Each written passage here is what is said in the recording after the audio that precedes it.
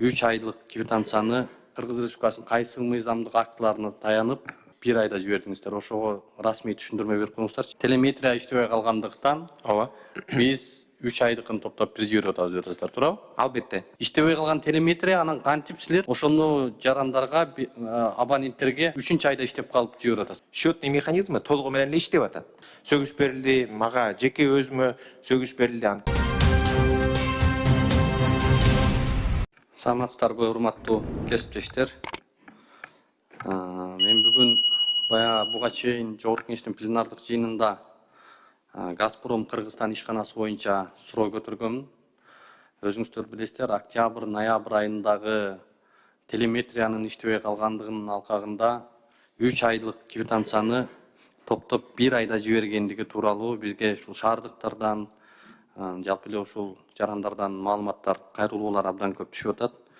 Ошол боюнча бүгүн тийиштүү комитет катары ушул суроону ушул аянтчада көтөргүм келип турат да. Газпром Кыргызстан ишканасынын директору Арзымат Нуркулович, сиз башкы директордун орун басарысыз, кандай Кыргызстанда Кыргыз Республикасынын кайсы мыйзамдык актыларына таянып, кайсы укуктук ченемдерге таянып сиздер жарандарга 3 айлык квитанцияны 1 айда жибердиңиздер? Ошого расмий түшүндүрмө берип коюңуздарчы, эмне болду? Улубек мырза, мен сиз туура айтасыз. Биз 2023 жылдан бери бир жаңы долбоор баштаганбыз. Бул энергетикалардыкына аскуэ счетчиктер дегендей, бизде деле акылдуу интеллектуалдык счетчиктер деген бар. 23 жылдан баштап көтөрүлүп келатып, азыркы убакытта ушу бир 100 миңге жакын акылдуу ушу интеллектуалдык счетчиктер коюлган. Жана сиз айтып кеткендей, октябрь, ноябрь, 25 жылдын октябрь, ноябрь айларында ошол счетчиктердин бир 35-40 миң абоненттердин счетчиктери байланышка чыккан жок.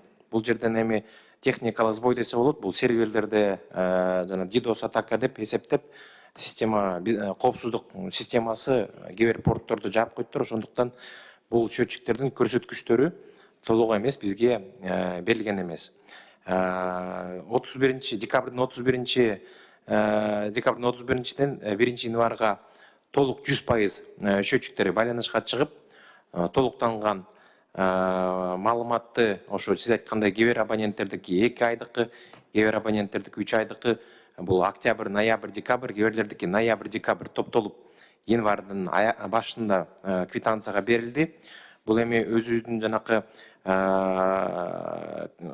өкмөт тарабынан тастыкталган биздин атайын документтерибиз бар. Бул жаратылыш газын колдонуу жана калдонуу эрежелери деген бар. Ошол эрежелери боюнча абонент өзү толуктап, өзүнүн ушу газдын көрсөткүчтөрүн абонент бериш керек. Берсеңиз, расмий сиздер коомчулукка маалымат бердиңиздер. Телеметрия иштебей калгандыктан биз 3 айдыкын топтоп бир жиберип атабыз деп атасыздар, туурабы? Албетте. Бул расмий компаниянын жообу. Телеметрия иштебей калгандыктан деген сөздү кандай түшүнсөк болот? Иштебей калса, анан кантип силер 3 ай деген тарифти берип атасыңар? Иштебей калды деп өзүңөр айтып атасыңар. Иштебей калган телеметрия анан кантип силер ошону жарандарга, абоненттерге 3 айда иштеп калып жиберип атасыңар? Улубек мырза, бул мындай да, бул счетчиктин счетный механизмы деген бар. Счетный механизмы толугу менен эле иштеп атат. Бирок ошол счетный механизмди бизге жана симка менен жиберилет да, бул симка сотовый связь менен. Ошол сотовый связь менен берилген маалымат эле келбей калган. Өзү абоненттердин счетчиги толугу менен иштеп атат. Анткени ал мамлекеттик проверканы өтөт. Госстандартта, Кыргыз стандартта өтүп, толугу менен иштеп келатат, иштейт этип келатат. Расчеттору туура эле. Бул эми бизге маалыматы келбей калганы да. Биз ошондуктан эми биз туура түшүнүп атабыз. Бир айда ошо топтолгон 3 айдын же 2 айдын суммасын төлөөгө мүмкүнчүлүк жок. Ошондуктан биз атайын январда эле 3 айдык мөөнөттүү атайын акция жарадык. Ошол газга төлөй албаганда алар эми октябрь, ноябрь айында аны эми бөлүп төлөйт да. Октябрга бир төлөйт, ноябрга бир төлөйт, декабрга бир төлөйт. Ошол топтолуп келгендиктен биз айтып атабыз. Эми биз жана туумду пенияны алып коюп атабыз. Дагы март, апрелге чейин толугу менен ушуну бөлүп төлөсөңөр болот деп. Газпром Кыргызстан ишканасы боюнча бул техникалык катада туурабы? Албетте. Техникалык ката үчүн бул жерде сиздер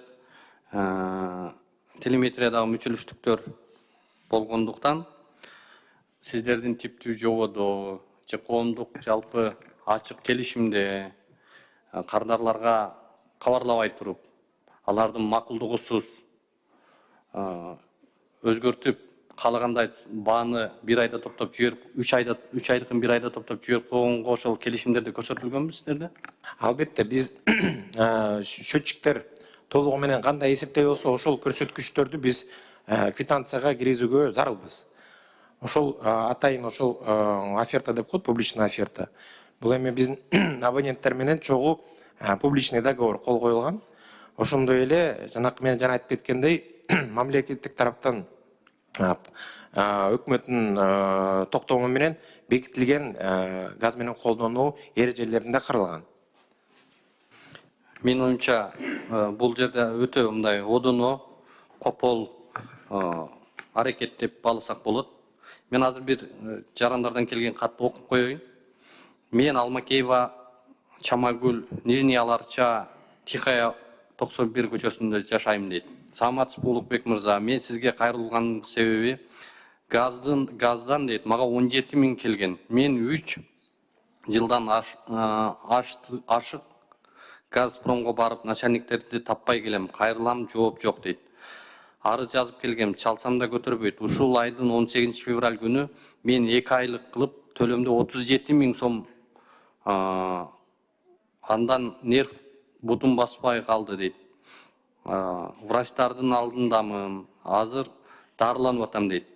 37 000 сом келиптир да ошол абонентке. Анан сиздерге кайрылса, жооп жок экен. Эч бир киши катары кабыл албайт деп атат. Буга кандай айтасыздар? Мен бул катты өзүм көтөрүп, сиз азыр адрес берип койсоңуз көтөрүп коелу. Ал жерден маселе жок, ырайлы, бирок бул жерден эми толук маалымат келсе, аны караштырабыз. Анан ушу антимонополияга суроо бар да, антимонополиядан. Сырка кеңешүүчү. Монополияга каршы күрөшүү, кардарлардын укуктарын коргоо боюнча мыйзамдарга таянып, бүгүнкү күндө 3 айлык төлөмдү 1 айда жиберип койгондугун сиздер кандай баалайсыздар, кантип ошол керектөөчүлөрдүн укугун коргодуңуздар? Бул боюнча кандай аракет жасадыңыздар? Аракетти бизге ошондо арыз түшкөн жок, бирок түшсө биз карап беребиз. Сөзсүз карап беребиз түрдө. Сөзсүз түрдө сиздерге арыз түшсө анан кыймылдайсыздар? Жок, бизге мындай маалымат келдик. Жок, бул маалымат эмес, жалпы ушул Бишкек боюнча канча айдан бери ыз чуу болуп атат ушул? Бишкек боюнча да арыздар түшсө, энергетика министрлигине түшөт да, бизге түшпөйт мындай арыздар да. Коомчулукка чыккан маалыматтарды сиздер териштирүүгө милдеттүүсүздарбы? Ооба. Коомчулукка чыккан маалыматтарды карабай элесиздерби? Карап атабыз. Карасаңыздар кандай чара көрдүңүздөр, кандай териштирүү жүргүздүңүздөр, кардарлардын укугун кантип коргоп бердиңиздер Газпром Кыргызстан ишканасы менен ортосундагы? Сиз билгендей, бизде 3 антимонополный орган бар да. Бир антимонополный биз болуп атабыз, экинчи антимонополный орган энергетика министрлиги болот да. Ошол арыздар түшкөн бүт ошол энергетика министрлигине түшөт да. Бизге түшсө биз карап беребиз, сөзсүз карап беребиз да. Бирок бизге андай арыздар түшкөн жок, кандай мындай маалымат да болгон жок да. Мен дагы бир жолу кайрылам сизгечи. Биз карап беребиз. Коомчулукка чыккан маалыматты сиздер милдеттүү түрдө карашыңыздар керек. Туурабы? Ооба. Бул мыйзам менен көрсөтүлгөн. Коомчулукта канча сайттарга чыкты, кандай жарандар кайрылып интернеттерге чыгып атат. Жогорку кеңештен көтөрүлүп атат. Ушул боюнча монополияга каршы күрөшүү ушул кардарлардын укугун кантип коргоп бир иш аракет жасалдыбы? Карайбыз. Түшкөндө эле биз карап атабыз ошондой электронный обращение болот, кагаз түрүндө келет бизге, телефондор менен келет, устный обращение болот. Бүт баарын карайбыз да биз. Обращение, бирок мындай маалыматты сиз айткан маалыматты мен биринчи жолу угуп атам. Эмне үчүн бүт ошондой арыздар энергетика министрлигине түшөт да. Мына бул сиздердин бүгүнкү ушул биздин жарандардын укугун коргоп аткандагы баа саясатындагы ишмердүүлүгүңүздөрдүн натыйжасын көрсөтүп атат да. Карайбыз деп отурасыздар да, мисалы. Карашыңыздар керек болчу. Бул 2025 жылдын октябрь, ноябрь айындагы маселе болуп атат. Дээрлик мындай наркы жыл болуп атат. Эми мына бүгүнкү маселеде маалымат берип атабыз расмий. Ушуну эске алып туруп, тийиштүү, конкреттүү чараларды, иштерди алып барыңыздар. Жана расмий түрдө жогорку кеңешке бизге жолдоп коюңуздар чечимиңиздерди. Энергетика министрине Талайбек Омукеевич, сиздер баа коюп атканда, ушул тарифтерди аныктап атканда, биз ушул иш боюнча конкреттүү ушул Газпром менен Бишкек шаарындагы жылуулукка байланышкан жагдайды бир көз карандысыз эксперттерди жалдап, техникалык, финансылык аудит жүргүзүп, чын эле ошондой баалар чыгып атабы, чын эле ушулар ушундай жүргүзүп жаткан иши мыйзамдуубу, министрлик катары кандай аракет жүргүзсүңүздөр ошого? Бул жерде мен ачыгын айтайын, эң биринчи маселе эч кимди бул жерде күнөөлөбөш керек, абонентте күнөө жок. Бул жерде Газпромдун күнөөсү. Операторлору ошону карабай квитанцияны жеткирген. Андай случайлар бизде да көп болгон. Мындайча айтканда кээде бир цифраны ашыпка кетирсе эле, мындайча айтканда сан көбөйөт да кете берет. Бул жерде өзүнүн ошол эметип аткан техникалык жана ошол квитанцияны чыгарып аткан операторлордун күнөөсү. Аны караш керек эле. Квитанция берип атканда любой мындай күнүгө ай сайын берип аткан оператор билет да. 300 000 сомду кантип бир айга чыгат. Ошону караш керек эле. Ал жөнүндө биз Газпромго тапшырма бергенбиз. Ошол мындайча айтканда ошого тиешелүү эмелердин кызматкерлерин баарын тең мындайча айтканда административдик же болбосо өзүнүн мыйзамына карата мындайча айтканда жазалаш керек. Эми аны Качан бердиңиздер бул талапты? Не приказ чыгардыңыздарбы? Эмеге интернет сайтка чыккандан баштап эле протоколдук тапшырма бергенбиз. Газпромду чакырганбыз, биз да разбор кылдык. Кандайлар мындайча айтканда биз да ошондой счетторду беребиз. Өзүңөр билесиңер, ай сайын азыр биз эми квитанция түрүндө бербей, жана мобильный приложение телефонго эле показаниясын жөнөтүп, өзлөрү берип, ошону менен чыгат. Газпром Кыргызстан ушул боюнча кандай чара көрдүңүздөр кызматкерлериңиздерге? Аныкталды ушул? Директор филиалдарга дагы бир өзүнүн сөгүш берилди. Тиешелүү коммерческий учет деген отделдердин дагы жетекчилерине сөгүш берилди. Мага жеке өзүмө сөгүш берилди. Анткени бул мен өзүмдүн блогума тиешелүү. Ошондуктан бул чаралар каралды. Эки дагы сотрудникке катуу сөгүш берилди.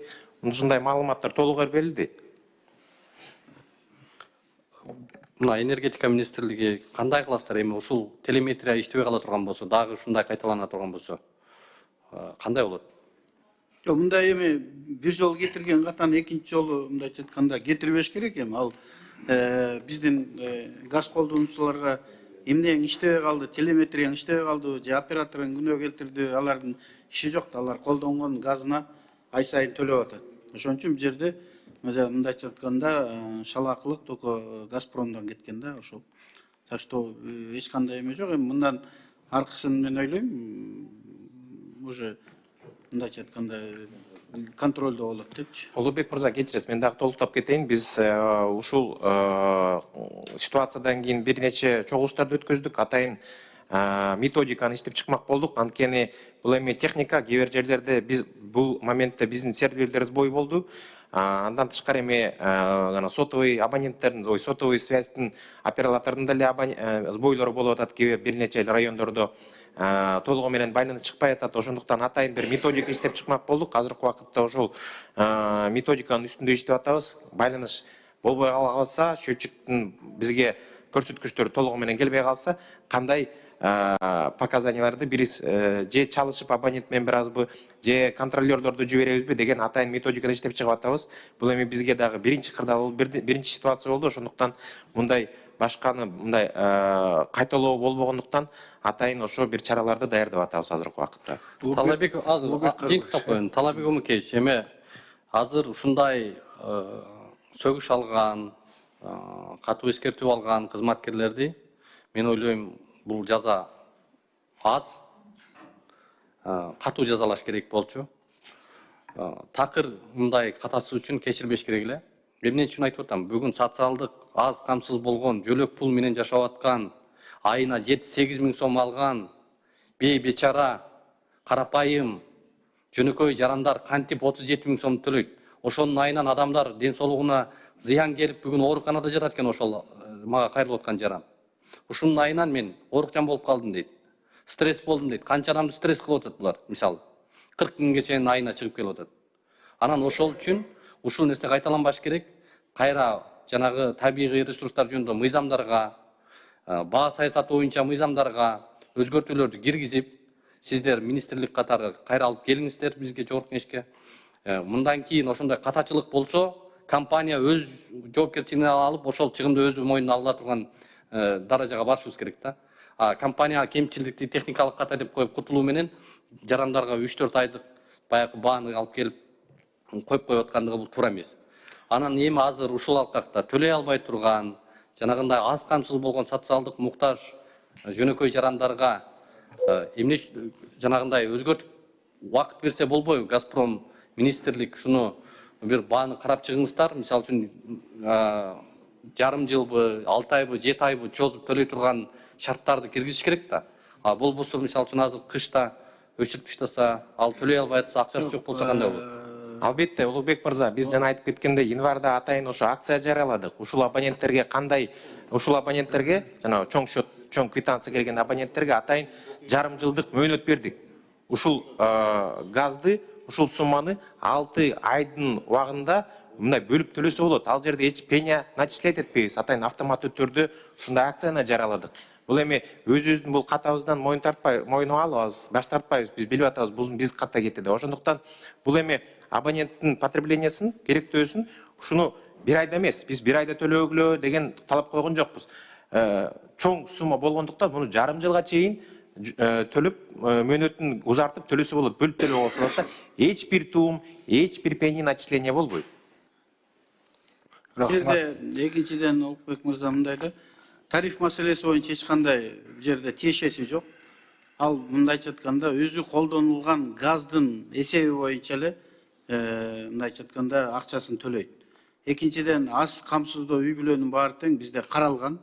Алар үчүн үй бүлөгө көмөк деп бизде мисалы үчүн энергетика тармагында 50 тыйындан тариф каралган. Аларга аз камсыздуу үй бүлөлөргө биз мындайча айтканда эч кандай башка абоненттерге караганда алар мындайча айтканда белгиленип азыраак төлөйт. Газда деле ошондой каралган. Бул аз камсыздуу үй бүлөлөргө булар дагы өзүнүн чөнтөгүнөн, өзүнүн Газпромдун каражатынан мындайча айтканда жеңилдиктер берилет. Ал жерде тариф маселеси же болбосо башка саясат жок. Бул жерде түшүндүм. Мен азыр сизге белгилеген вопрос бул эме. Күнөөсү только. Эми ага кандай иш чара көрөсүз? Мына мен азыр соткадан окуган жаран бул социалдык төлөк пул алып жаткан жаран. Бул аз камсыз болгон үй бүлө. Пособия менен жашаган үй бүлө. Мен ошону айтып атам. 40 миң чыгып атат ошол үй бүлөгө. Мындайда сиз туура түшүнсөңүз, бизге соцзащита список берет. Мына могу аз камсыздуу үй бүлө, могуларга льготный тариф бергиле деп. Ошолорго биз чектеп беребиз. Эгерде ал списокто жок болсо, биз аны кыла албайбыз. Ар ким, мисалы үчүн ошо энергетика министрлиги же Газпром могу аз камсыздуу үй бүлө деп чектей албайт. Ага соцзащита берет списогун. Ошонун алкагында ошол список менен биз аз камсыздуу үй бүлө деп ага льготный тариф беребиз. Эми азыр сиз айтып аткандай, эми мыйзам чегинде эмне алат? Мына выговор алат экен, строгий выговор алат экен. Мисалы үчүн премиясын лишать этет экенбиз, анан эң акыры кызматтан бошотот экенбиз. Эми аны такыр Талайбек Комекеевич, рахмат, түшүнүктүү. Ушул болгон мыйзам чегинде чара көрүштү. Эми мен ойлойм, мындан ары мындай каталар кетпейт деп. Рахмат. Эмки сөз Равшанбек Рыспаевичке берилет. Рахмат, Кубанычбек Камаралиевич. Мен Газпром ишканасынын өкүлүнө. Мен сизге кайрылдым эле. Жана Кызылкия шаары боюнча көп кабаттуу үйлөрдүн астынан газдын турбалары өткөн, бирок уланбай калганы үчүн. Ошол сиз маалымат алдыңызбы? Равшанбек Рыспаевич, алдым. Бул жерден